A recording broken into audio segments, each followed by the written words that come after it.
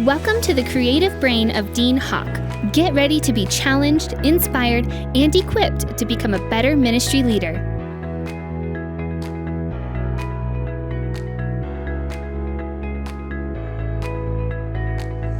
Hey, welcome everyone to the Dean Hawk Leadership Podcast. This is Dean. I'm so glad you're joining us.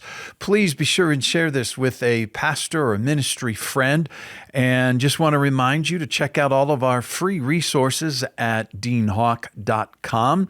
And then also, if we've got our Pastor 411, the pastor information line, if you need some coaching, consulting, that is just something that I'm extending to pastors, that just reach out to me in an email, dean@rockfamilychurch.com, with your question. We can set up a time that we can talk, chat, or Zoom about it. Hey, we are going to be talking about this month, the loneliness epidemic. And if you've been watching anything, anywhere, it is the talk of the town, and I believe it needs to be the talk of the church.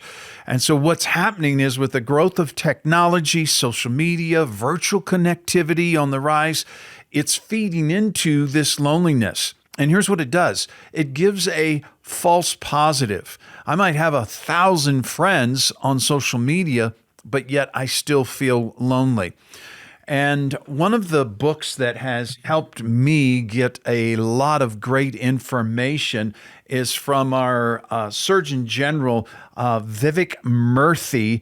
And this book together is stock full of great information. I'm pulling some of those facts and figures from this today.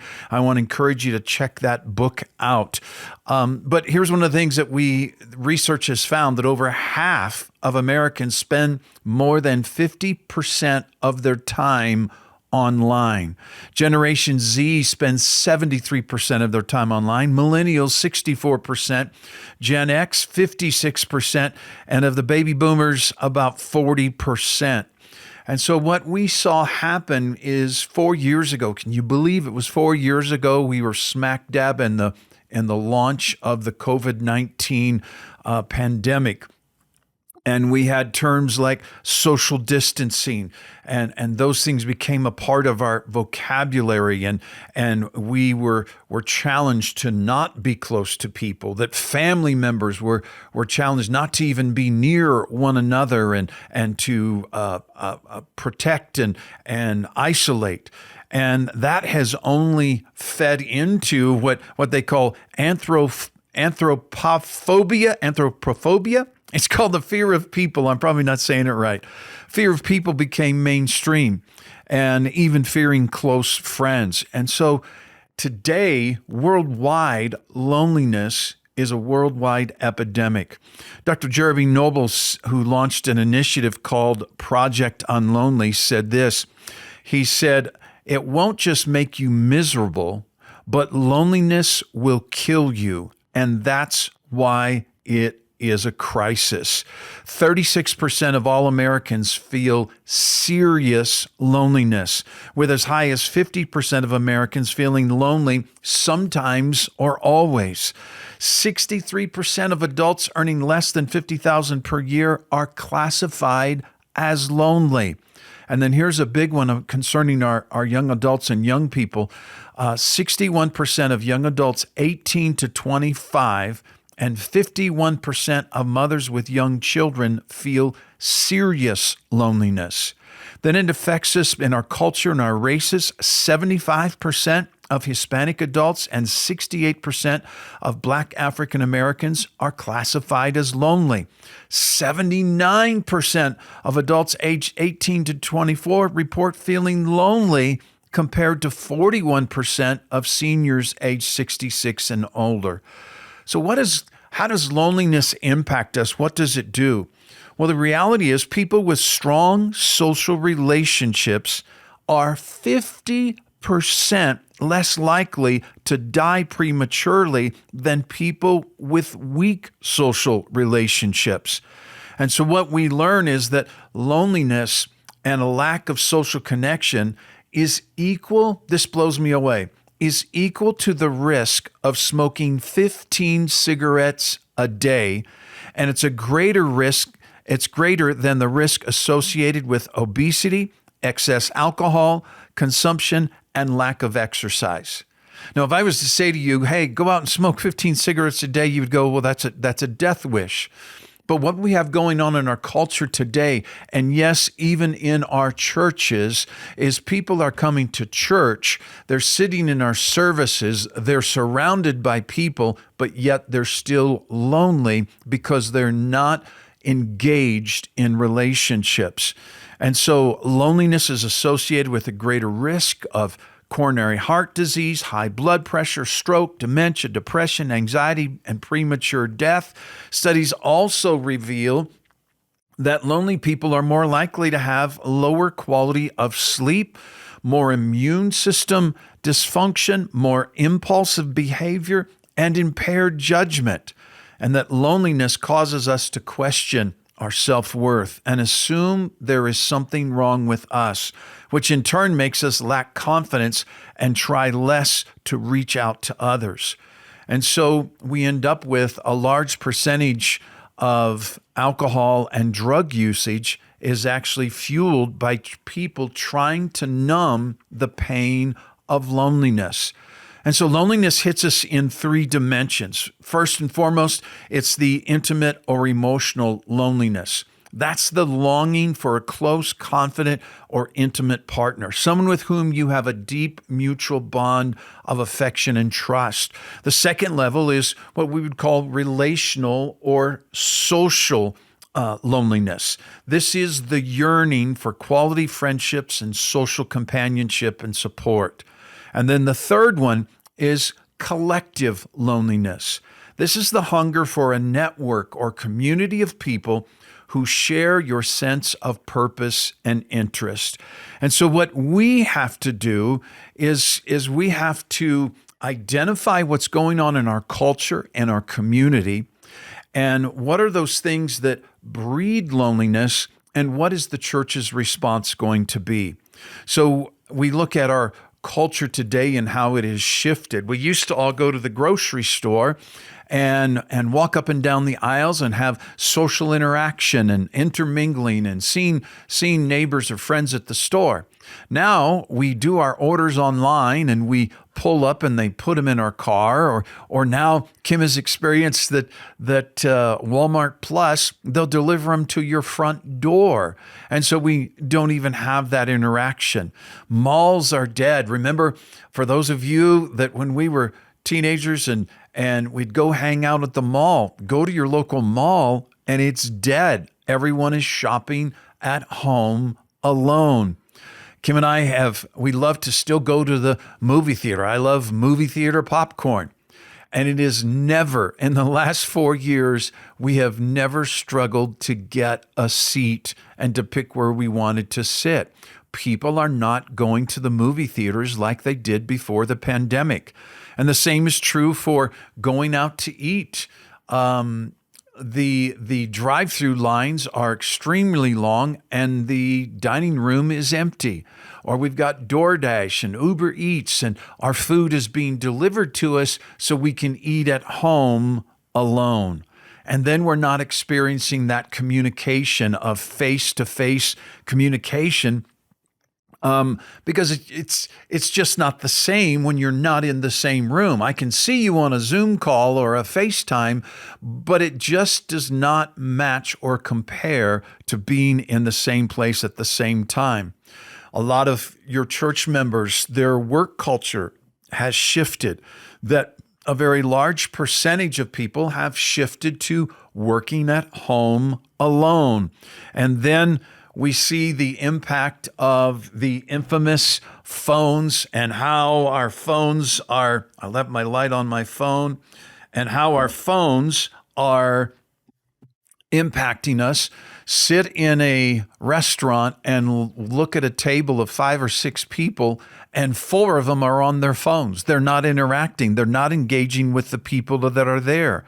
And then we see the impact of social media, that 25% of the time we feel inspired by friends' posts, but almost 100% of the time we feel inadequate by their post. And so And then last but not least, it affects our church attendance. Christianity Today reports that compared to before COVID-19, 28%, just shy of a third of our church population, say they are now watching online or TV worship services more often than prior to the pandemic. Here's something that I say to my church members. I said, you can put a roaring fire on your TV, but watching church online is like watching a fireplace on your TV. You see it, but you don't feel the warmth. And so that's a lot of ugly news. That's a lot of of challenges. But one of the things that our Surgeon General says is, he said, human relationship is as essential to our well-being as food and water. And so what we know is that friendship is the social glue that keeps couples and families and friends together. And when we recognize that people crave connection, it gives us confidence to reach out. It gives us confidence to make a difference in people's lives. And one of the most incredible stories that Vivek shares in his book is a young woman moved from the Houston area to Dallas, and she was late 20s, and she had gotten a new job, and she had purchased her first small house in a neighborhood, and she did have an outgoing personality, but she said, I don't know anyone in this city. She's new, she's alone. And so she went on, she first asked her dad to come up, and she had a small house where she couldn't really entertain much, but she didn't have a lot of space, so she asked her dad to come up and help her build an 18-foot table in her backyard. Then she went on not on Facebook, but on the Nextdoor app, the neighborhood thing. She went on the Nextdoor app and she said this: if you've never stepped outside of your house to meet neighbors, would you consider coming? And she gives the day and time. She said, I don't know anyone, and I'd love to meet you. Bring a beverage and bring a dish to share, and I'll have some music. She had 90 people show up. Why? Because people crave connection, and they're looking for that invitation. They're lonely, and they need friends. And so it's the simple thing that people want to be seen, and they want to be heard. Do you see me? Does my life count? Do you know my name? And so what is our response as a church? Dean, that's a lot of great information on loneliness. So what do? Well, here's what I believe. I believe the church, the body of Christ, is the answer to loneliness, that we offer fellowship, relationship, love, and acceptance, and that we as the kingdom of God must constantly think outward and not inward, and that we must become more warm, friendly, and inviting than Chick-fil-A, my pleasure. We've got to go above and beyond to be warm and inviting when people attend our church. And they make this statement that knowledge is wealth. And when we know that people are hurting and lonely, it gives us an advantage, because we know that our invitation to maybe a neighborhood block party, a small group, a marriage conference, or even to a church service is likely to be accepted. And so what we want to do is we want to use this information of loneliness. We want to use it to empower our members and our church that people are starving for genuine relationships, and that your acceptance rate when you reach out is going to be received. In fact, statistics say that 82% of those that are invited to church by a friend or a family member will say yes. So one of the things we do is we must be intentional on connecting people within our church. We need to pump small groups, but we want to be intentional in connecting people even in our Sunday services. And so one of the things we do when the worship set, the prayer, and the ministry time ends, and there's that transition time, we take about 90 to 120 seconds, we turn on some low music, And then we are intentional in asking people to connect. And so the service host, the pastor host will say, hey, before you sit down, I want you to find 2 people and tell them what your favorite restaurant is and hear what theirs is. It might be share your favorite hobby. How long have you lived in Colorado? If it's around the holidays, what's your favorite Christmas tradition? What's your favorite movie, TV show? We give them a reason and a topic to interact, to engage with one another. And lastly, we must be intentional to connect our members to the community. And so one of the things we're launching this summer is neighborhood block parties.